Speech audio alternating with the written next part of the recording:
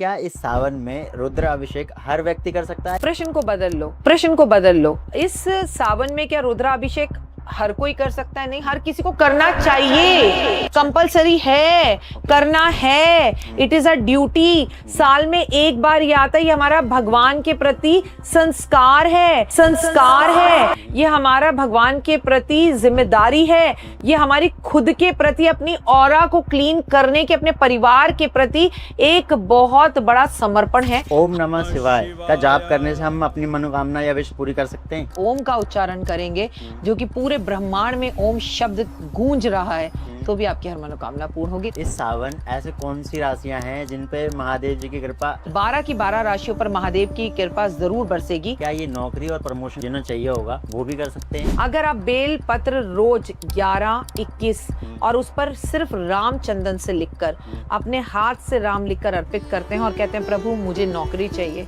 मुझे नौकरी में इंक्रीमेंट चाहिए, आपको आपकी मनोकामना निश्चित ही रूप से पूरी होती हुई दिखाई देती है। बहुत सारे उपाय कर रहे होते हैं लेकिन उनके ऊपर ना कर्ज हो जाता है, वो कर्ज चुका ही नहीं पाते। तो इस सावन खूबसूरत सी टोकरी बनाइए और एक ऐसा पत्ता जिसमें आपका 1 रुपया खर्च नहीं होगा, शम्मी के पेड़ पर जाइए, ये शम्मी का पत्ता है, ये महादेव को जितना प्रिय है ना, उससे भी ज्यादा प्रिय उनके पुत्र गणपति को है। और गणपति आपके जीवन में आ रहे विघ्नों को दूर करते हैं, कर्जा उतरते उतरते रह जाता है। तो क्या सावन में पर डे कोई शिवलिंग पर अगर जल अर्पित करता तो कोई इशू या फिर नहीं, हर रोज चढ़ाना चाहिए। हर रोज? हमें सोमवार का इंतजार क्यों करना?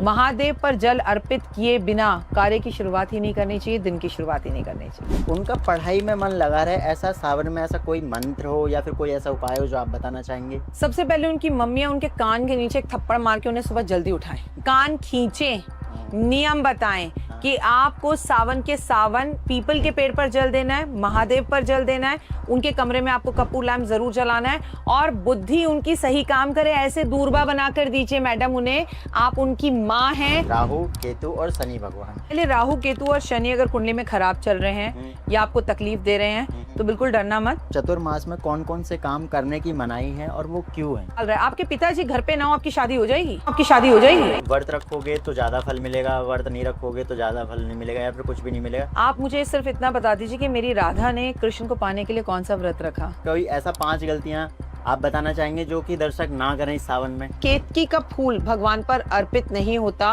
कुमकुम सिंदूर भगवान शिव पर अर्पित नहीं होता। अगर आपका विवाह नहीं हो रहा तो उसके लिए भी शिव और पार्वती की लव स्टोरी सबसे खूबसूरत है। ये बहुत खूबसूरत फूल है, इन्हें महिलाएं गजरे में लगाती हैं और ये आपकी जीवन के अंदर से एंजाइटी, अकेलापन, मूड स्विंग्स और ओवर थिंकिंग को कंट्रोल करता है और आपके अकेलेपन को दूर करता है।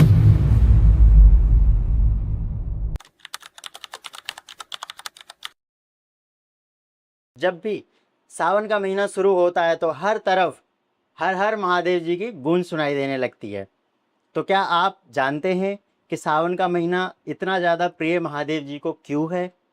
और क्या सिर्फ जल चढ़ाने से आपकी हर एक मनोकामना पूरी हो सकती है, जो कि मेरी हुई है। इसी पॉडकास्ट में मैं आगे शेयर करूंगा आपके साथ कि मेरी कौन सी मनोकामना पूरी हुई है।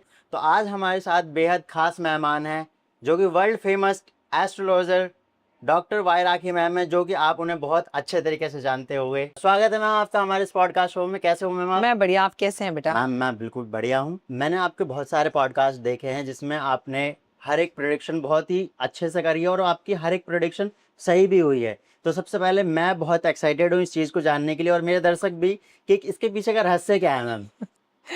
पहली बात तो थैंक यू बहुत सो मच, आपने मुझे अपने शो में बुलाया, इसके लिए बहुत दिल से धन्यवाद। देखिए मैंने कभी कोई प्रिडिक्शन नहीं की, मैं अपने हर पॉडकास्ट में आपको यही कहती हुई मिलती हूँ, सारी प्रिडिक्शन स्वयं माता रानी करती हैं और उनकी कृपा है और मुझे लगता है इसके पीछे भक्ति की शक्ति है। तो मैम मैं जानना चाहूँगा कि इस साल सावन का जो महीना है वो कब से शुरू हो रहा है और कब तक रहेगा, और मैम क्या उपाय करें जो कि शिव जी के दर्शन बहुत जल्दी से हो? देखिए भगवान तो भोले हैं और सिर्फ सावन में ही नहीं, अगर सोमवार भी आप उनकी आराधना अर्चना करते हैं। आपने कार्यक्रम की शुरुआत में कहा कि आपकी विश पूरी हुई और आप यकीन मानिए जब आप सबके दर पर जाकर थक जाएं तो महादेव के दर पर जाएं। आपने कभी सुना है कि हम महाविष्णु कहते हो, महागणेश कहते हो, महाब्रह्मा कहते हो, लेकिन महादेव को महादेव कहते हैं और महालक्ष्मी कहते हैं, क्योंकि लक्ष्मी भी हमें बहुत चाहिए। तो मैं आपको एक बात बता दूं, आपने बहुत अच्छा सवाल पूछा कि कब से शुरू हो रहा है सावन का ये पावन महीना। तो ये शुरू हो रहा है 30 जुलाई से। और ये खत्म हो रहा है 28 अगस्त को। ये शुरू हो रहा है गुरुवार को और ये संपूर्ण हो रहा है रक्षाबंधन वाले दिन, जिस दिन रक्षाबंधन और पूर्णिमा है सावन की, और ये शुक्रवार को संपूर्ण होगा। ओके मैम, तो इस सावन मैं और मेरे दर्शक ऐसा क्या उपाय करें कि महादेव की कृपा तुरंत पालें मैम? सबसे पहले अपनी माँ की सेवा करना, ठीक लोगों की सेवा करना, कांवड़ियों की सेवा करना और महादेव के सामने संकल्प लेना कि इस साल आप करने क्या वाले हैं। देखिए, अगर इस दुनिया को सच में बचाना है ना, जैसे युद्धों से हाल हुआ है, जैसे इस बार आपने भयंकर टाइप की गर्मी देखी है, जैसे आपने इस टाइम पे अजीब सी बारिश देखी है, हाँ जी। तो हमें ना इस सावन में कुदरत को बचाना है। हमें इस सावन में महादेव के नाम का एक पौधा, एक पेड़ जरूर लगाना है। और अगर पौधे लगाने के पैसे आपके पास ना हो, पेड़ लगाने का समय आपके पास ना हो, तो जो पेड़ पौधे लगे हैं कम से कम उनकी सेवा कर लें। बिल्कुल।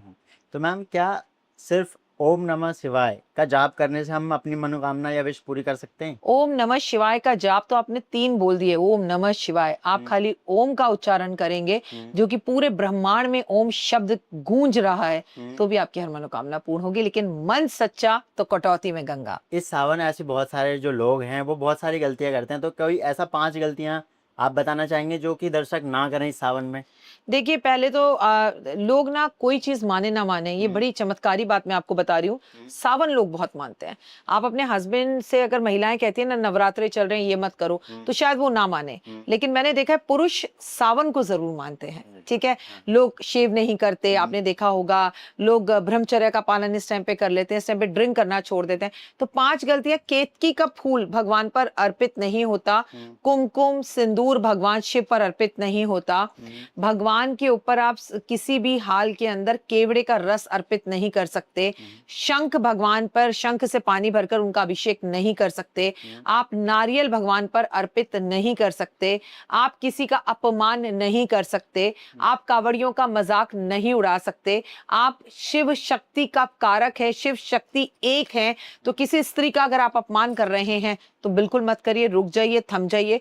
चाहे वो आपकी माँ हो, चाहे आपकी पत्नी हो, चाहे आपके घर में काम करने वाली कोई मेड हो, चाहे आपकी हाउस हेल्प हो, चाहे आपके ऑफिस में काम करने वाली कुलीग्स हो, तो भगवान के दर्शन और भगवान की पूजा व्यर्थ है अगर आप इन लोगों का मजाक उड़ा रहे हैं तो। ओके।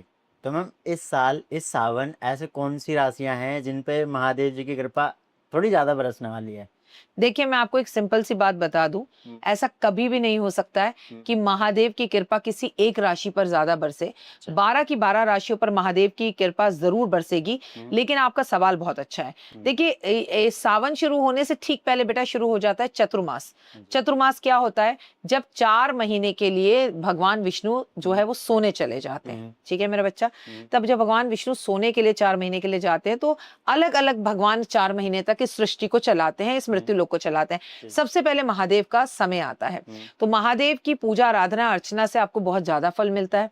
इस टाइम पर अगर आप महादेव को भक्ति की शिव का चला शिव को मनाने के लिए, हाथ में 2 फूल लोटा जल चढ़ाने के लिए, तो आपने जल ही चढ़ा दिया, तो इससे आपकी मनोकामना पूर्ण होगी और जीवन अच्छा होगा। लेकिन इसके कुछ नियम हैं। आपको सुबह जल्दी उठना है, आपको काले नीले कपड़े नहीं पहनने हैं, आपको महादेव की पूजा करनी है, आराधना अर्चना करनी है, उनकी आरती करनी है। आपको पानी का बिल्कुल भी बर्बादी नहीं करनी है और पानी को जितना सेव करके रख सके उतना रखना है। ओम नमः शिवाय, शिवाय नमः का जाप करना है। ओके मैम, जो आपने अभी जो उपाय बताए, क्या ये नौकरी और प्रमोशन पर भी जो जिन्हें चाहिए होगा वो भी कर सकते हैं? जिसे नौकरी और प्रमोशन चाहिए उनके लिए मैं लेकर आई हूं, और आप भी बहुत अच्छे से जानते हैं, ये बेलपत्र। अगर आप बेलपत्र रोज 11, 21 और उस पर सिर्फ रामचंदन से लिखकर, अपने हाथ से राम लिखकर अर्पित करते हैं और कहते हैं प्रभु मुझे नौकरी चाहिए, मुझे नौकरी में इंक्रीमेंट चाहिए, मुझे नौकरी में प्रमोशन चाहिए, तो यकीन मानिए ये बेलपत्र ऐसी कोई चीज नहीं है जो भगवान को इतने अधिक प्रिय है। आप जब भी भगवान से बेलपत्र 3 डंडी वाला, 3 पत्ती वाला और 1 डंडे वाला अर्पित करते हैं, आपको आपकी मनोकामना निश्चित ही रूप से पूरी होती हुई दिखाई देती है। मैम, ये तो हो गई चीज़ें जो आपने बताई है, मैं भी करूँगा। आई होप कि दर्शक जरूर करें। तो मैम, बहुत सारे लोग इस चीज़ से भी परेशान होते हैं, सदियों से बहुत सारे उपाय कर रहे होते हैं, लेकिन उनके ऊपर ना कर्ज हो जाता है, बहुत ज़्यादा कर्ज होता है, वो कर्ज चुका ही नहीं पाते। तो इस सावन खूबसूरत सी टोकरी बनाइए और एक ऐसा पत्ता जिसमें आपका 1 रुपया खर्च नहीं होगा, शम्मी के पेड़ पर जाइए, ये शम्मी का पत्ता है, ये महादेव को जितना प्रिय है ना, उससे भी ज्यादा प्रिय उनके पुत्र गणपति को है। और गणपति आपके जीवन में आ रहे विघ्नों को दूर करते हैं, कर्जा उतरते उतरते रह जाता है, लॉटरी लगते लगते रह जाती है, इंक्रीमेंट होते होते रह जाता है।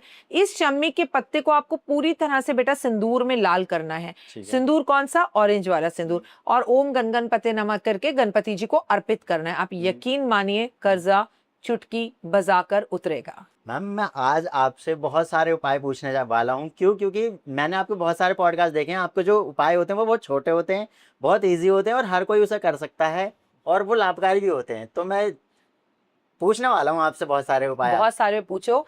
मजे की बात बताऊं तुम्हें, ये उपाय नहीं है। जब तुम बहुत छोटे थे, पैदा भी नहीं हुए थे, तुम्हारे दादे परदादे हमारे बुजुर्ग जो थे ना, ये सब आम चीजें घर पर करते थे। लेकिन वक्त के साथ साथ हम चीजों को भूल गए और आज ये पॉडकास्ट में उपाय की तरह सामने आ रहे हैं, वरना घर घर में की जाती हैं ये चीजें। अच्छा मैम, बहुत सारे लोगों की शादियों में बहुत रुकावटें आती हैं, शादी नहीं हो पाती है, 35 साल 40 साल बीत जाते हैं लेकिन हो नहीं पाता। तो मैम उनके लिए प्लीज देखिए, विवाह जब भी करें, पसंद हो तो करें। केतन और चेतन जैसी कहानी बिल्कुल ना हो, सिया जैसी कहानी ना हो। अगर आपको लड़का या लड़की पसंद नहीं है तो माता पिता से खुलकर कहें। अगर हम सामाजिक तौर पर एक पॉडकास्ट में बैठे हैं तो एक सोशल मैसेज देना भी हमारा फर्ज है। अगर आपका विवाह नहीं हो रहा तो उसके लिए भी शिव और पार्वती की लव स्टोरी सबसे खूबसूरत है। ये बहुत खूबसूरत फूल है, इन्हें महिलाएं गजरे में लगाती हैं और ये आपकी जीवन के अंदर से एंजाइटी, अकेलापन, मूड स्विंग्स और ओवर थिंकिंग को कंट्रोल करता है और आपके अकेलेपन को दूर करता है। जब भी कभी आप इस फूल को सूंघते हैं, आपको एक अलग सी महक आती है, आपका जीवन खुशबू भरा हो जाता है, आपका शुक्र और चंद्रमा अच्छा हो जाता है। तुम भी ट्राई करके देखो, है ना। तो ये जिनका विवाह नहीं हो रहा, पूरे सावन ये पुष्प आराम से बाजार में मिलेंगे, महादेव पर अर्पण करें और किसी से प्यार करते हैं ना, उसका नाम लेकर करें कि मेरी झोली में इसे दे दो, मेरा विवाह इससे करवा दो और हमारा विवाह अच्छा चले, ये कामना और कर लेना। ठीक है, बताइए मैम। बहुत ही खुशबू तो बहुत अच्छी आ रही है, दिमाग घूम जा रहा है सही से। बिल्कुल मैम। मैम क्या इस सावन में रुद्र अभिषेक हर व्यक्ति कर सकता है या फिर कुछ पर्टिकुलर लोग ही कर सकते हैं, जैसे रुद्र अभिषेक होता है शिव जी का? प्रश्न को बदल लो। इस सावन में क्या रुद्राभिषेक हर कोई कर सकता है? नहीं, हर किसी को करना चाहिए। कंपलसरी है, करना है, इट इज अ ड्यूटी। साल में एक बार ये आता है, ये हमारा भगवान के प्रति संस्कार है, ये हमारा भगवान के प्रति जिम्मेदारी है, ये हमारी खुद के प्रति अपनी ऑरा को क्लीन करने के, अपने परिवार के प्रति एक बहुत बड़ा समर्पण है। हमें जरूर करना चाहिए। रुद्राभिषेक हर किसी को करना चाहिए, मैं भी करूंगा। और अगर आप देख रहे हैं, आप भी करना चाह रहे हैं, तो कमेंट में जरूर बताएं कि हाँ आप करने वाले हैं। जैसे कि सोमवार का जो व्रत होता है वो खासकर शिव जी के लिए होता है जी। तो ज्यादातर इसे गर्ल्स करती हैं, महिलाएं करती हैं। तो क्या इसे हर कोई कर सकता है? मतलब 14 साल से ऊपर के बच्चे को सोमवार का व्रत रखवाना चाहिए, चाहे वो लड़का हो या लड़की हो। और महिलाओं के लिए सावन में एक और व्रत होता है बेटा, मंगला गौरी का। शादी नहीं हो रही तो हो जाती है, शादी में प्रॉब्लम्स चल रही हो तो सही हो जाती है। और सोमवार का व्रत, आपके सवाल का पहला जवाब जी हाँ, बूढ़ा, बच्चा, विधवा, साधवा, कुआरे, तलाकशुदा, मैरिड, अनमैरिड, हर कोई इस व्रत को कर सकता है। ओके मैम, अगर व्रत की बात चली रही है तो मैं ज़रूर ये चीज़ पूछना चाहूँगा कि क्या सावन में कुछ ऐसे उपाय हैं या फिर कुछ ऐसे कार्य हैं जो कि बिना व्रत रखे भी उसका लाभ हमें मिल सकता है?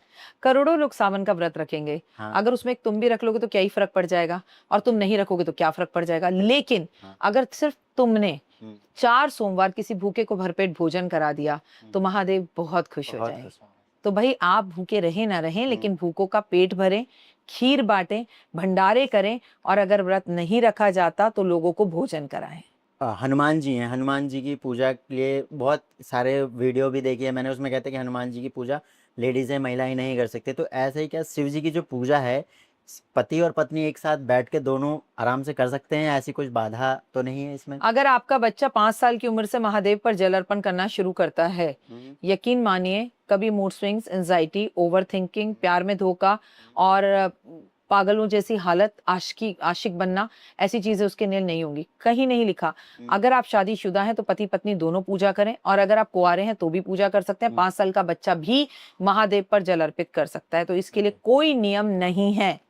ओके, तो मैम जैसे कि इसमें सोमवार का जैसे शिव जी को बोलते हैं कि शिव जी का दिन है, तो क्या सावन में पर डे कोई शिवलिंग पे अगर जल अर्पित करता है तो कोई इशू या फिर कुछ चढ़ाना चाहिए? नहीं, हर रोज चढ़ाना हर चाहिए। रोज चढ़ाना। हमें सोमवार का इंतजार क्यों करना? अच्छा। महादेव पर जल अर्पित किए बिना कार्य की शुरुआत ही नहीं करनी चाहिए, दिन की शुरुआत ही नहीं करनी चाहिए, तो चाहे सावन हो या चाहे ना ना हो। हो। Sawan is your birthday, Sawan is a special, Sawan is just like a bumper.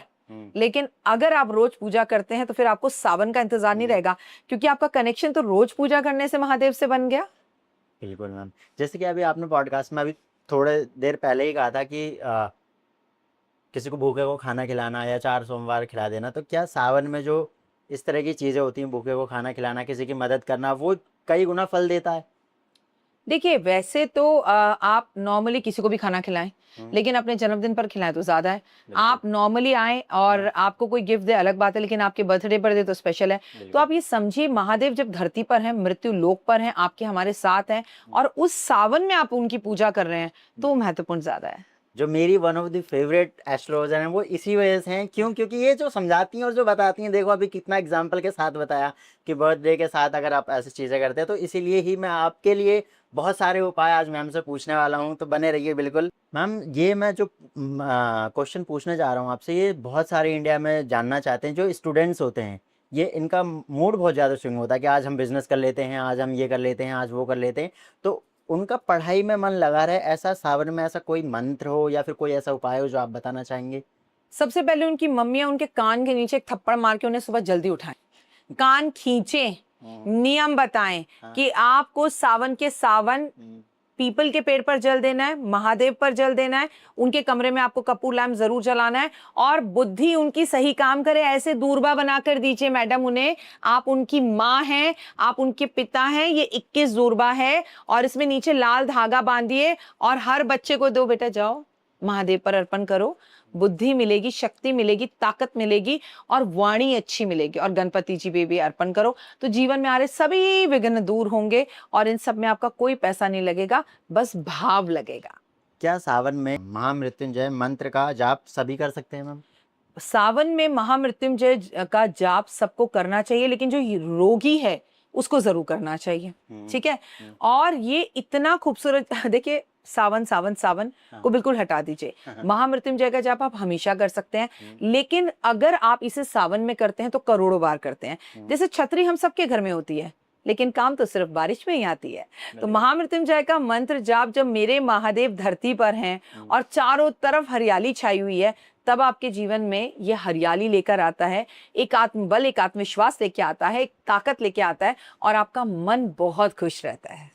तो जैसा कि मैम ने बताया आपको उपाय, वो बहुत अच्छे लग रहे हैं मुझे, और आप भी कमेंट करके बताओ कि आपको जो उपाय हैं वो कैसे लग रहे हैं। और जो मैंने आपसे स्टार्टिंग में बोला था कि मेरी एक मनोकामना थी जो कि पूरी हुई, वो ये हुई कि मैं मैम के साथ पॉडकास्ट आई थिंक दिसंबर से कह रहा हूँ कि मेरे साथ, मतलब मैनेजर्स हैं, पूजा मैम हैं, उनसे कह रहा हूँ कि करवा दो करवा दो, नहीं हुआ। देखो ये सावन आने वाला है और मेरी ये विश तो पूरी हो गई। ये तो और मैं आपको बता दूं कि इनका मेरे साथ केवल पॉडकास्ट नहीं हो रहा है, ये मेरा खुद का स्टूडियो है। ये मेरे साथ आज पहली बार इस पॉडकास्ट में श्री गणेश कर रहे हैं। बताओ, he is the first one जो मेरे साथ मेरे स्टूडियो में पॉडकास्ट कर रहे हैं। ये मेरे लिए रिमाइंडर रहेगा हमेशा। मतलब कितनी बड़ी बात है कि, तो ये यहीं से आप अंदाजा लगा सकते हो कि, और ये भी मैम के ही उपाय बताया हुआ मैंने अपनाया था, किसी दूसरे पॉडकास्ट में देखा था, और आज देख लो मैम का स्टूडियो खुला है और मैं ही आ गया सबसे पहले यहाँ पे। आप खूब दिन दुगनी रात चौगनी तरक्की करेंगे, आपको बहुत आगे जाना है, बहुत बड़े बड़े लोगों के साथ पॉडकास्ट करेंगे, लोग कॉल करके खुद कहेंगे तुम्हें कि तुम करो मेरे साथ।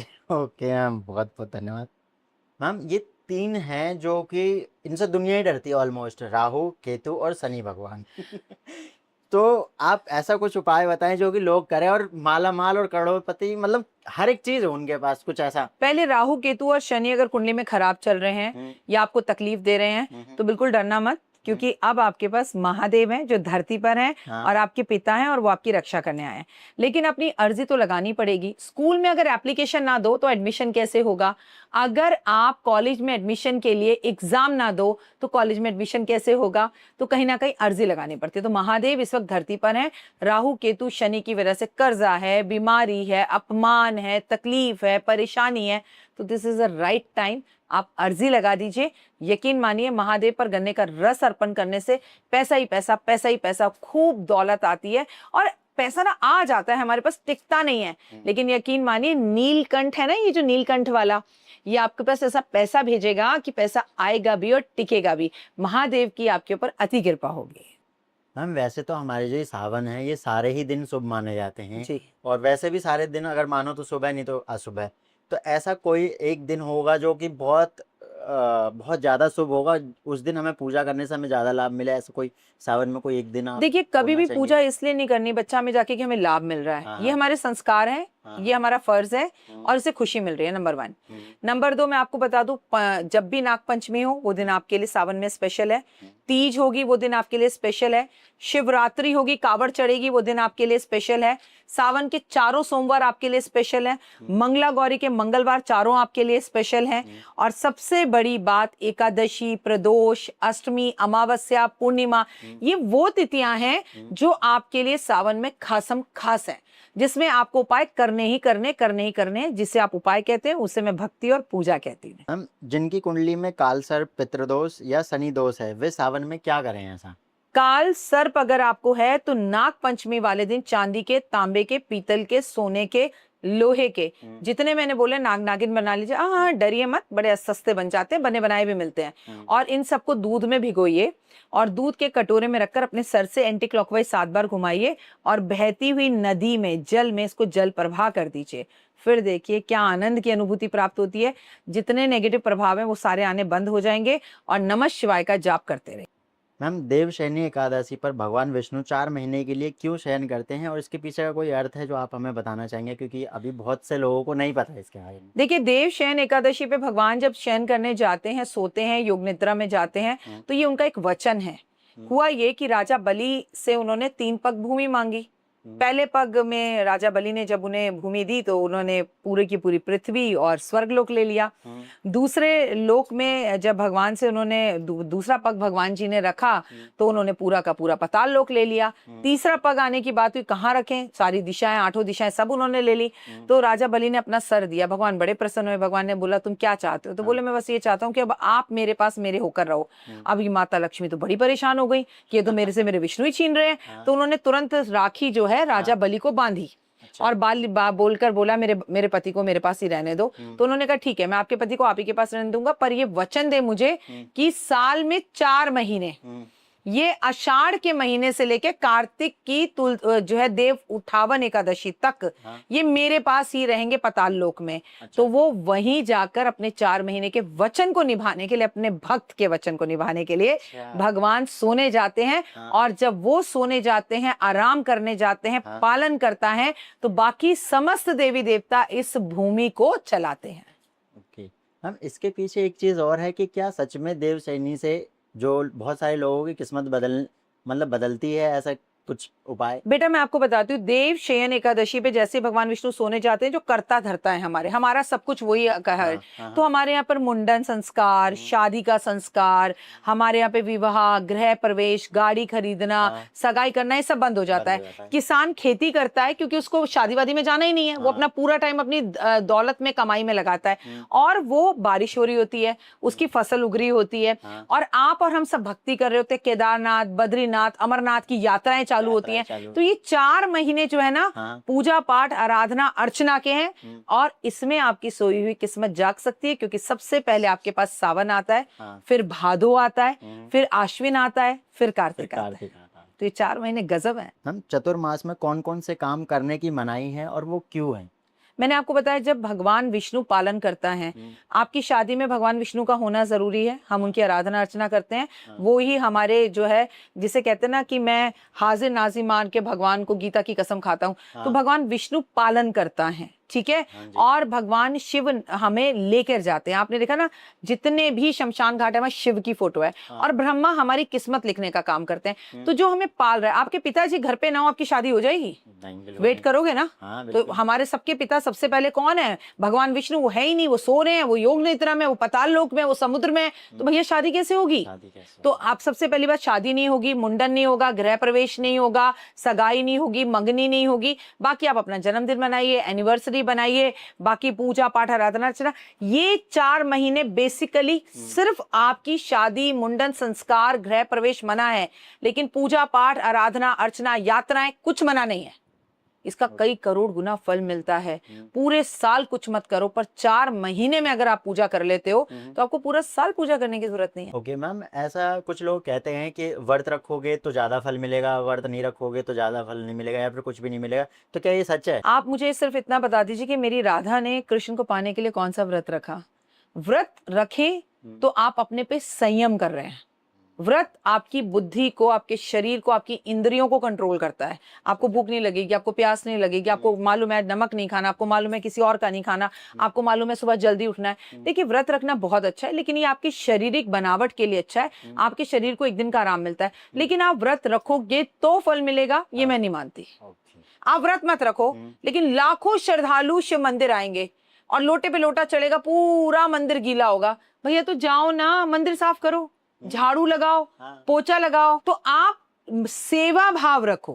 अच्छा, वो अच्छा रहेगा। ओके मैम, क्या देवसैनी पे जो हमारी तुलसी माता जी हैं, उनका पूजा करना वर्जित है या फिर कर सकते हैं ऐसा कुछ? क्योंकि मैंने एक जगह देखा है ऐसा कि मना करते हैं। देखो, मैं आपको एक बता दूं, लोक लोक की कथा, और हम 4-50 किलोमीटर जाते हैं तो हमारी भाषा बदल जाती है, हम भारतीय हैं। हाँ। तो कई जगहों पर ऐसा हो सकता है, हाँ। पर शास्त्रों में ऐसा पूजा लक्ष्य का माता तुलसी की वर्जित नहीं है। बल्कि इस टाइम पर कई लोगों को मैंने सुना है, मैम भगवान विष्णु तो सो रहे हैं, फिर हम सत्यनारायण भगवान की कथा क्यों करें, हम विष्णु सहस्त्र नाम क्यों करें? अरे भगवान आपकी मेरी तरह बिस्तर लेकर नहीं सोते हैं, भगवान योग निद्रा में है।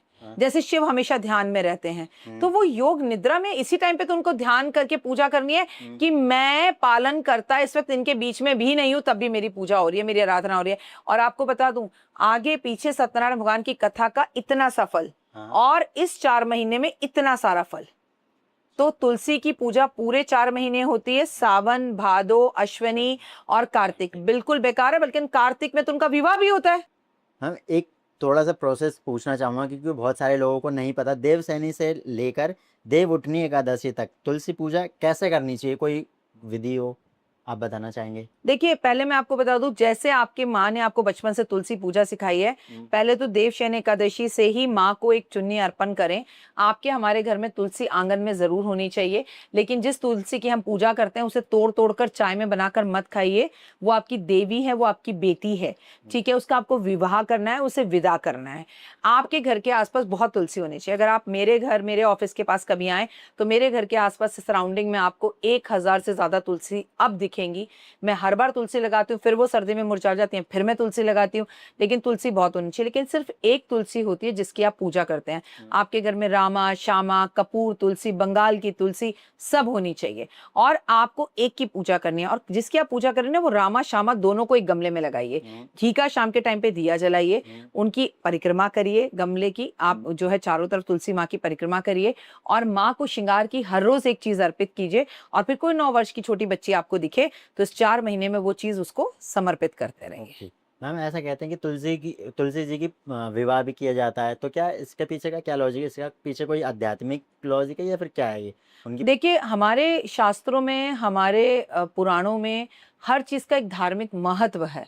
हमारे यहाँ पर सावन के अंदर साग नहीं खाया जाता, कहते हैं पित्तवात बढ़ जाता है। भादों में हमारे यहाँ पर दूध नहीं पिया जाता। हमारे यहाँ पर हर चीज का एक रीजन है, और वो रीजन बेईमानी नहीं है, उसका समय का रीजन। दूध दही शहद के अंदर गाय क्या खाएगी, घास खाएगी, तो कीड़े हो जाते हैं, तो दूध दही शहद सावन भादों में कम लो। आपको बता दूं कि जलंधर की पत्नी थी वृंदा, और वृंदा को जगत कल्याण के लिए जलंधर जो थे ना, इसलिए नहीं मर पा रहे थे शिव से और देवताओं को नुकसान पहुंचा रहे थे, क्योंकि उनकी पत्नी पतिव्रता थी। तो उनका पतिव्रतापन खत्म करने के लिए माता पार्वती ने भगवान विष्णु को भेजा। जब ये बात वृंदा को पता चली तो उसने श्राप दे दिया कि आप जाकर शालिग्राम बन जाओ, पत्थर बन जाओ। तो भगवान विष्णु शालिग्राम बन गए, और वो जो है खुद जाकर आग में, अग्नि में जलकर भस्म हो गई वृंदा। तब भगवान ने उन्हें वरदान दिया कि तुम अगले जन्म में तुलसी बनोगे और मैं तुम्हें अपनी पत्नी बनाकर विवाह करूंगा। ये कहानी है। इस पृथ्वी पे मेरे ख्याल से जहाँ तक मैं रहता हूँ, और भी बहुत सारी जो महिलाएं हैं वो संतान सुख से ले बहुत ज़्यादा पीड़ित रहती हैं। वो बहुत इलाज करवाती रहती हैं, 10-10 साल हो जाता है, उनका हो नहीं पाता। तो मैम, आपके बहुत अच्छे उपाय होते हैं, इसलिए मैंने सोचा कि आप बताओ कुछ। बहुत अच्छा सवाल पूछा तुमने, जगत कल्याण के लिए पूछा। देखो बेटा, शिव एक परिवार है, शिव भी हैं उसमें, उनकी पत्नी भी है उनमें, उनके गण नंदी भी हैं उसमें, उसमें कार्तिकेय भी हैं, उसके अंदर गणेश भी हैं, ठीक है। उनके गले में बैठा उनका पुत्र की तरह सर्प भी है, उनका रक्षक भी है, उनका प्यार करने वाला, उनका प्रिय भी है ना। और साथ में उनकी बेटी अशोक सुंदरी भी है।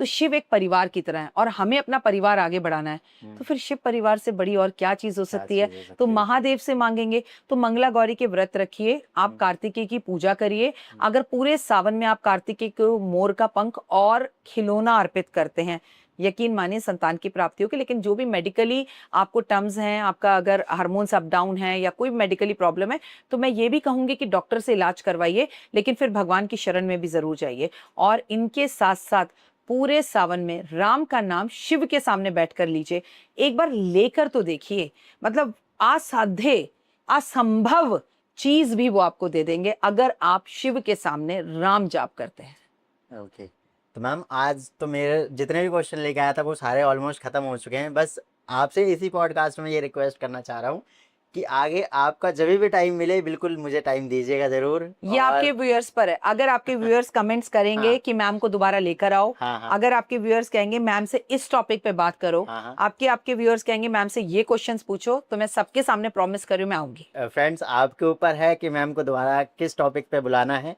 तो आई होप आप सभी को ये पॉडकास्ट बहुत ही अच्छा लगा होगा और उम्मीद करता हूँ आप सारे उपाय अपनाओगे ज़रूर। और जो मैम ने उपाय हैं बताए हैं वो बहुत ही अच्छे हैं, आपको मैंने एग्जांपल के साथ बताया ही है। तो मिलते हैं हम जल्दी किसी नेक्स्ट पॉडकास्ट के साथ, तब तक के लिए जय माता दी। जय माता दी, हर हर महादेव। आप खूब खुश रहें, सुखी रहें, माता रानी की असीम कृपा आप पर बरसती रहे।